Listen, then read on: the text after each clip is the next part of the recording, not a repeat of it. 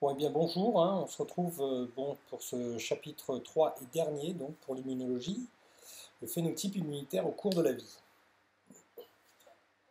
Alors, cette image vous évoque probablement des souvenirs d'enfants, que vous en ayez été effrayé ou pas. Bon, ben, vous vous souvenez, il s'agit des vaccins. Alors, vous savez probablement que les vaccins, ce qu'on injecte donc à l'enfant ou à l'adulte, va donc protéger cet individu contre un antigène donné.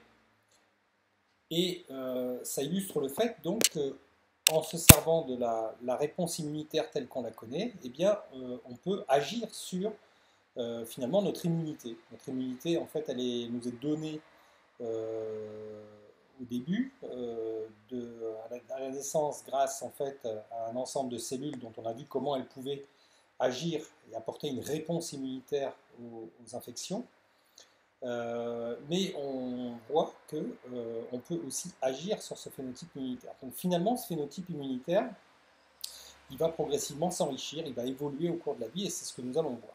J'ai un autre exemple qui est assez intéressant.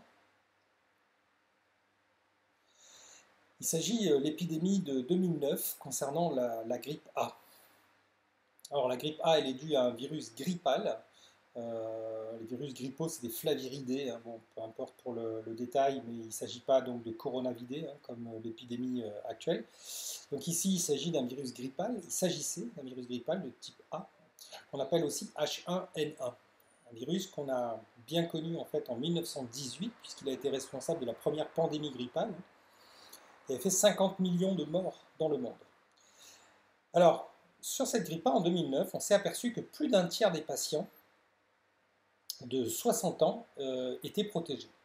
Alors, ce qui est très bizarre, puisque la grippe touche essentiellement des personnes âgées, elle touche plus les personnes âgées qui ont un système immunitaire un peu plus déprimé, un peu plus faiblard. Donc les chercheurs se sont intéressés à savoir comment se faisait-il que les personnes âgées étaient davantage protégées. Alors déjà, les chiffres, selon 34% donc, des chercheurs de cette étude, 34% des personnes nées avant 1950 avaient développé une immunité contre la grippe A, contre seulement 4% de ceux nés après 1980. Donc déjà, rien que ce chiffre met en évidence, effectivement, le fait que les personnes, plus elles étaient nées avant, plus elles étaient protégées, elles étaient immunisées. Alors, les études ont démontré en fait que sur les patients qui avaient été testés, donc 115 personnes nées avant 1950 étaient immunisées contre la grippe A parce qu'elles avaient déjà été exposées à un virus de type H1N1. Apparu en 1918, donc soit les personnes très très âgées qui étaient nées en 1918, ou bien celles qui avaient été vaccinées en 1976 contre un autre virus de type H1N1.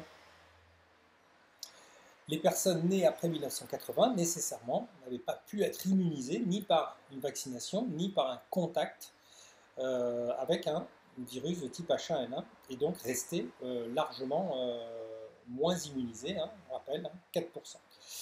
Alors, ça met donc bien en évidence le fait que l'immunité d'une personne, c'est quelque chose qui va évoluer au cours de la vie, qui ne va pas du tout être fixé, et qu'il est même possible, donc, rappelons-le, par les vaccins, de faire évoluer. Alors, c'est ce qu'on appelle donc le phénotype immunitaire.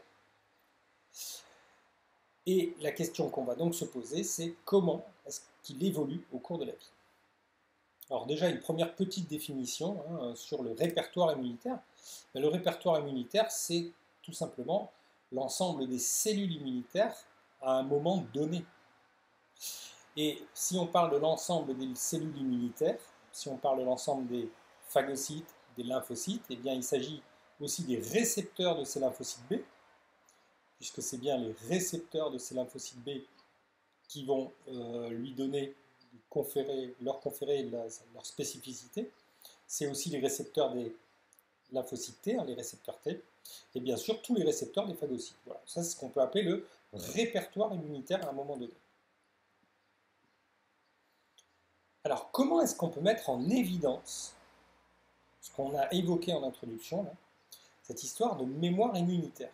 On voit bien, on le sait, que le corps va garder en mémoire. Mais comment est-ce qu'on peut le mettre en évidence? Eh bien, tout simplement en étudiant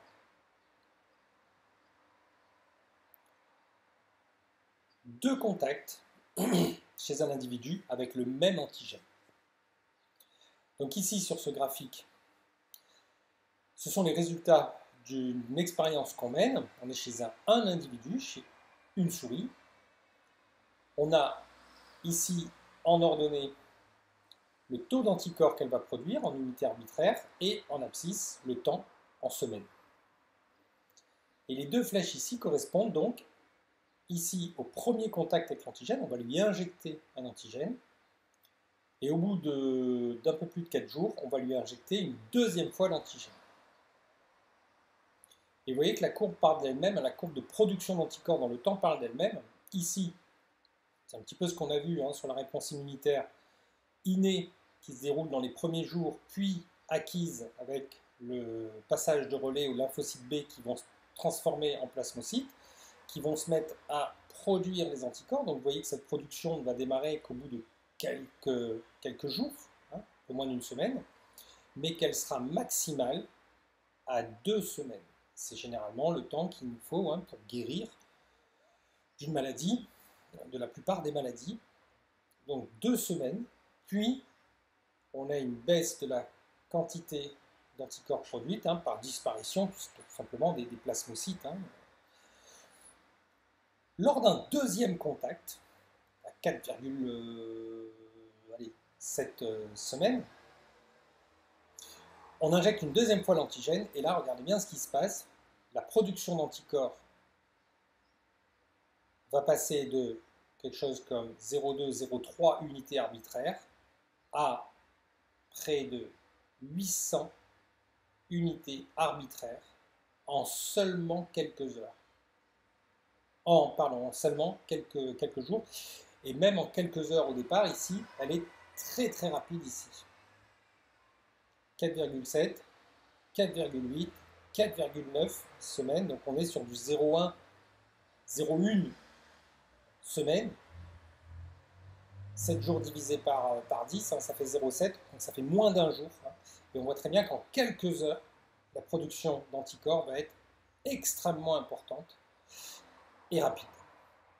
Donc ce graphique-là met très bien en évidence que l'organisme, cette petite souris-là, a gardé en mémoire le contact avec cet antigène, puisque sa réponse immunitaire au deuxième contact est décuplée par rapport au premier contact.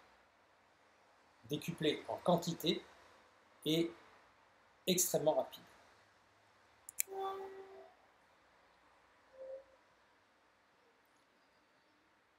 Donc ici,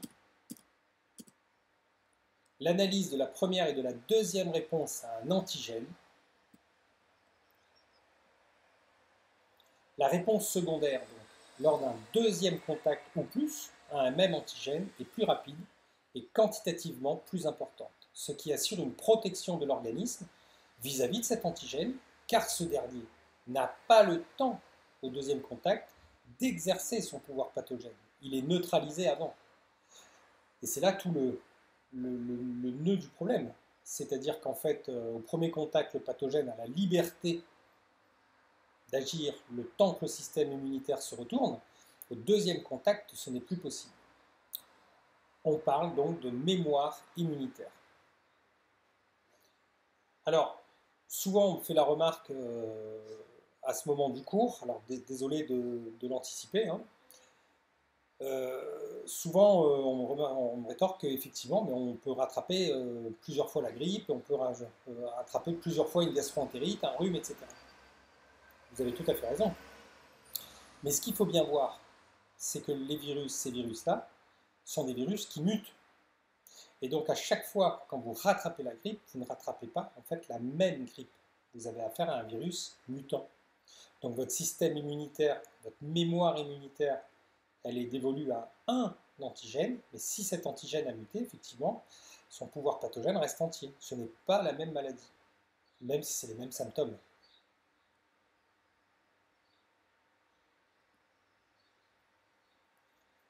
Alors, ici, on peut se poser la question de savoir, mais finalement, sur quoi repose cette mémoire immunitaire? Parce que là, on la met bien en évidence, mais comment ça fonctionne au niveau cellulaire? Eh bien, tout va se passer au moment de la réponse immunitaire acquise. Vous vous souvenez de cette étape-là, de la sélection clonale, où finalement, on a la cellule compétente qui va être sélectionnée, je dirais presque par l'antigène, hein,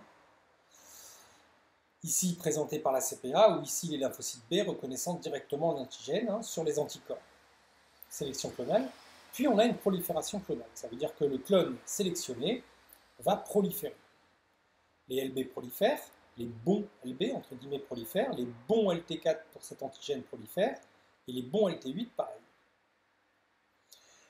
Une partie de ces cellules, la très grande majorité de ces cellules, va alors se différencier les LB en plasmocytes, les LT8 en LTC cytotoxiques et les LT4 en lymphocytes T auxiliaires qui vont produire, je vous rappelle, les interleukines qui vont permettre aux autres de poursuivre leur mécanisme. Eh bien, une petite partie des cellules B, des lymphocytes B, une petite partie des LT4 et une petite partie des LT8 donnent ce qu'on appelle des cellules mémoire, des lymphocytes mémoire. C'est-à-dire qu'eux ne vont pas se différencier, ne vont pas participer à la phase effectrice, par contre, auront une longue durée de vie. Et ils vont perdurer comme ça dans l'organisme très longtemps, potentiellement toute la vie. Donc il s'agit des cellules LB, LT8 et LT4 qui ont été activées, ici, par la reconnaissance soit indirecte, soit directe de l'antigène, et amplifiées lors de la réponse adaptative, hein, la réponse acquise, mais qui auront une longue durée de vie. Elles ne vont pas se différencier.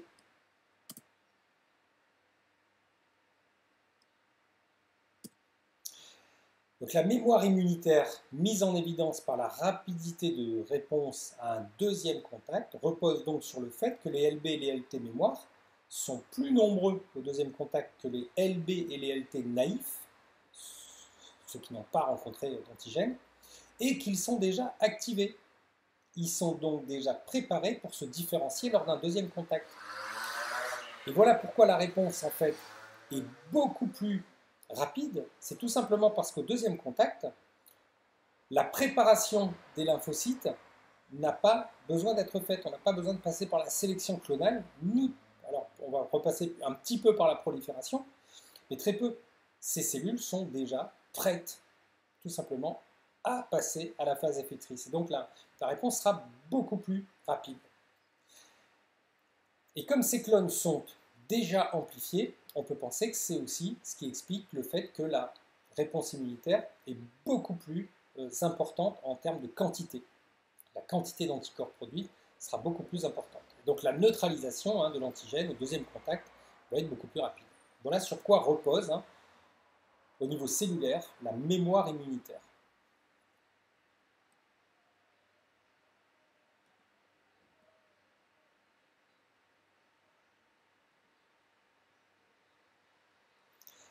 Alors bien évidemment, cela a donné, dès qu'on a mis en évidence en fait la mémoire immunitaire, ce phénomène, ça a donné des idées évidemment à des biologistes, notamment au XIXe siècle.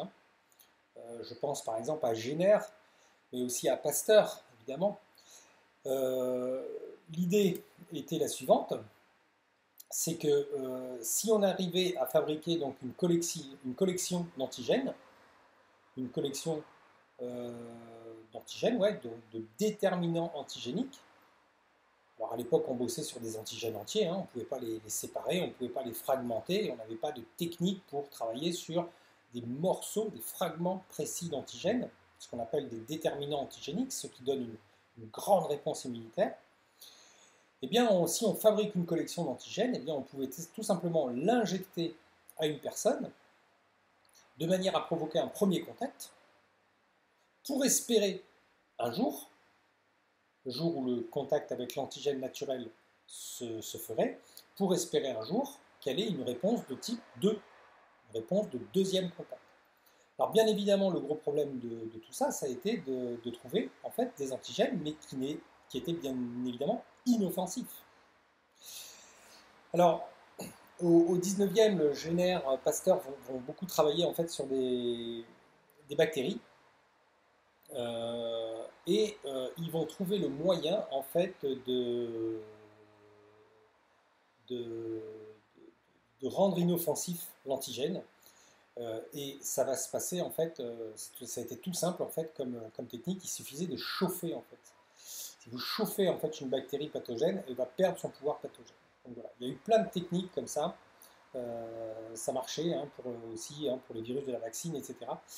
Alors pour le virus de la vaccine, en fait, ce qui s'est passé, c'est que c'était très étonnant, hein, c'est toutes les recherches de Jenner, c'est que Jenner va faire une première vaccination à partir de liquides qu'il va trouver sur des pustules de vaches, qui sont, elles, atteintes d'une forme de maladie qu'on appelle la vaccine, qui provoque chez l'homme, en fait, une maladie très très grave qu'on appelle la variole. Et c'est des formes proches, et Jenner va se rendre compte qu'en fait, en utilisant le virus de la vaccine des bovins, eh bien, en l'inoculant à des humains, ça va les protéger contre le virus de la variole qui est très proche, en fait, qui est un virus très proche du virus qui provoque la vaccine chez les bovins. Donc voilà, donc tout un tas de techniques pour essayer d'avoir une collection d'antigènes inoffensifs. Donc ensuite, c'est très simple, hein, on force un premier contact avec les antigènes rendus inoffensifs pour activer la mémoire immunitaire contre l'antigène. Et donc c'est la vaccination, pour espérer une réponse secondaire dans le cas où un deuxième contact avec un antigène pathogène, cette fois-ci, hein, naturel, viendrait à se faire. Alors je vais vous montrer un deuxième document. Hein. Voilà. Ici, j'ai un document un petit peu théorique. Voilà. Ici, c'est ce qui se passe en fait en termes de vaccination. Alors, on a un premier contact avec une réponse primaire. Hein. Donc, l'organisme développe hein, une réponse primaire. C'est pour ça que quand on fait un vaccin, en fait, parfois on a quelques signes hein, de maladie. Hein, on développe une réponse primaire, donc parfois un petit accès de fièvre, on n'est pas trac, etc. C'est pas obligatoire. Lors du deuxième contact, vous voyez que la réponse en fait est plus importante. Au cours du troisième contact, pareil. Et quantitativement parlant, en fait, ce qu'on va appeler les rappels, c'est-à-dire les vaccinations successives, vont potentialiser, c'est-à-dire rendre plus importante la réponse immunitaire. Voilà pourquoi on fait en fait ce qu'on appelle des rappels. C'est pour forcer hein, l'organisme à avoir une bonne réponse et donc une bonne mémoire immunitaire, une bonne mémoire immunitaire donc, contre l'antigène. Alors autre chose, on donne aussi parfois, dans les vaccins en fait ce qui se passe, c'est qu'on va adjoindre, pour fabriquer le vaccin lui-même, hein, on va rajouter ce qu'on appelle des adjuvants. Alors il y a tout un débat hein, sur les adjuvants dans les vaccins modernes. Bon, les vaccins, en tout cas, ceux qu'on pratique depuis, ceux qu'on utilise depuis des décennies, hein, ont montré de toute façon leur innocuité et le très grand bénéfice de toute façon de la vaccination face à des maladies qui, rappelons-le, hein, ont été mortelles hein, jusqu'au milieu et fin XXe siècle. Hein. Et notamment dans beaucoup de pays encore. Hein. N'oubliez jamais hein, qu'on vit dans un pays où les conditions sanitaires sont telles que on a des débats, il faut certes avoir des débats, mais que les choses sont très relatives dans quantité de pays dans le monde où en fait la vaccination n'est pas faite contre des maladies, notamment qu'on a totalement éradiquées nous en France hein, et en Europe. Alors les adjuvants, c'est tout simplement des petites molécules qui vont fixer les antigènes et qui vont permettre au corps d'avoir une très bonne réponse immunitaire en fait. Ça va forcer la réponse innée, la réponse immunitaire innée, et notamment la phagocytose, etc., qui, vous savez, est indispensable à la réponse acquise après, et donc à la mise en mémoire. Voilà, c'est le rôle des adjuvants, hein, que de fixer l'antigène, le déterminant antigénique qu'on injecte, et de le faire bien reconnaître par les phagocytes au départ.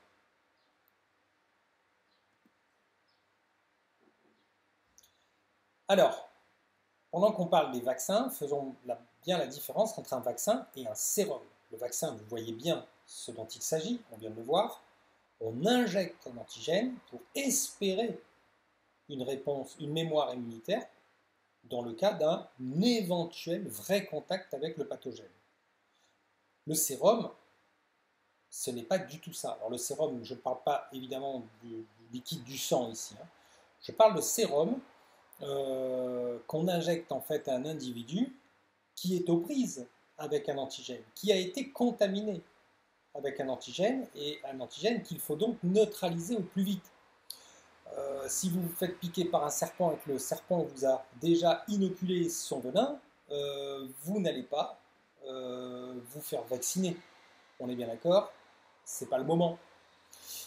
On va tout simplement essayer de vous injecter en fait un sérum. Alors qu'est-ce que c'est qu'un sérum? Donc c'est un ensemble d'anticorps qui sont spécifiques contre un antigène donné, qui confèrent une immunité passive. Ce n'est pas vous qui les produisez, les anticorps. Ce ne seront pas vos lymphocytes, vos plasmocytes. C'est une immunité passive. On vous donne les anticorps pour qu'ils agissent très très vite dans votre organisme afin de neutraliser une molécule, un venin, un pathogène. Donc faites bien la différence entre un vaccin qui est une immunité active, on compte sur votre système immunitaire pour mettre en mémoire, alors que le sérum, c'est une collection d'anticorps qu'on vous donne très très vite en urgence pour éviter la propagation et l'action d'éventuels pathogènes ou molécules toxiques dans l'organisme. Alors juste une petite parenthèse pour le Covid-19. Donc depuis lundi dernier, le 6 avril, on teste en France, dans le monde ça a déjà été fait, mais on teste en France donc, des sérums anticorps, on teste des sérums en fait de patients guéris du Covid-19 sur des patients qui sont dans des états assez dégradés, très dégradés. Et donc on va avoir les résultats sous peu, espérons-le. Alors voilà une question qui est assez intéressante, c'est qu'avec tout ce qu'on a vu, comment est-ce qu'on explique que nos propres cellules immunitaires ne se retournent pas contre nos propres cellules? À en croire l'extraordinaire diversité des lymphocytes T et des lymphocytes B et de leurs récepteurs, il est étonnant que la probabilité de rencontre entre leurs récepteurs et nos propres protéines membranaires ne soit nulle. Et en fait, cette probabilité est absolument pas nulle. En fait, elle est même très importante. Il est évident que les anticorps DLB et les récepteurs T des cellules T réagissent avec nos cellules. Et heureusement, donc, l'organisme a développé et sélectionné un mécanisme qui fait qu'en fait, quand elles réagissent à un stade où elles sont encore immatures, ces cellules, ces cellules sont tout simplement éliminées. Voilà, on a une sélection en fait des cellules immunitaires. Je donne un exemple. Par exemple, les lymphocytes T sont sélectionnés dans le thymus. Thymus, un petit organe qui se trouve dans votre cou là. Allez voir sur internet. Alors, c'est tout simple, ces lymphocytes T qui sont produits et qui sont encore immatures, on les fait passer dans le thymus et on leur présente tout un tas d'antigènes membranaires du foie, c'est-à-dire des protéines membranaires de nos cellules. Et si le lymphocyte a un petit peu trop d'affinité pour ces antigènes, pour ces protéines présentées par le CMH, elles sont tout simplement éliminées. C'est exactement ce qui se passe aussi pour les cellules B, sauf que les cellules B ne sont pas sélectionnées dans le thymus, elles sont sélectionnées à un autre endroit. Donc ces cellules B et ces cellules T subissent en fait une sélection, ce qu'on appelle une sélection négative. C'est-à-dire que si elles réagissent, on les élimine avant qu'elles rentrent dans le circuit du système immunitaire. Alors quand cette sélection n'est pas faite ou mal faite, on assiste à des maladies auto-immunes. C'est-à-dire des maladies où le système immunitaire se retourne contre l'organisme. Donc là, cas de maladie auto-immune. Hein. Bon, les élèves de SP, vous connaissez, bon, le diabète de type 1, hein, on a des lymphocytes T qui vont s'attaquer aux cellules bêta des îlots de Langerhans jusqu'à les détruire, donc jusqu'à annihiler les possibilités de production d'insuline par ces cellules, hein, ce qui va provoquer le diabète, mais on pourra en citer d'autres, hein, la sclérose en plaques, etc. Bon, vous pouvez voir sur Internet hein, une liste donc de maladies comme ça qui sont des maladies auto-immunes où le système immunitaire va se retourner contre les cellules de l'organisme. Donc ça, c'est dans le cas où les LB et les LT sont un petit peu trop réactifs encore hein, vis-à-vis de l'organisme. Alors je voulais juste faire une petite parenthèse sur ce mécanisme. Hein. On connaît des cas aussi de maladies auto-immunes qui ont été engendrées par l'introduction de molécules dans l'organisme. Je m'explique. Vous avez par exemple des clones hein, de lymphocytes qui sont très très peu réactifs. Et donc qui ont une probabilité très très faible finalement de s'attaquer aux cellules du soin de l'organisme. Et le fait d'introduire une molécule et de mettre ces lymphocytes au contact de ces molécules va parfois potentialiser leur capacité à aller s'attaquer à nos propres cellules. C'est comme si en fait la molécule en question, étrangère, hein, venait réveiller un petit peu ces lymphocytes en leur disant « mais regardez, vous avez presque la même chose là ».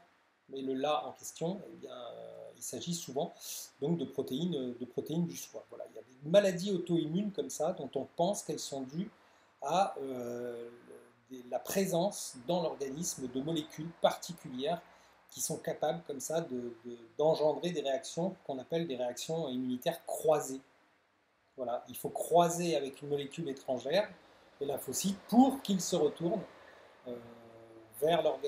contre l'organisme. Alors, le pour étant maladroit, évidemment.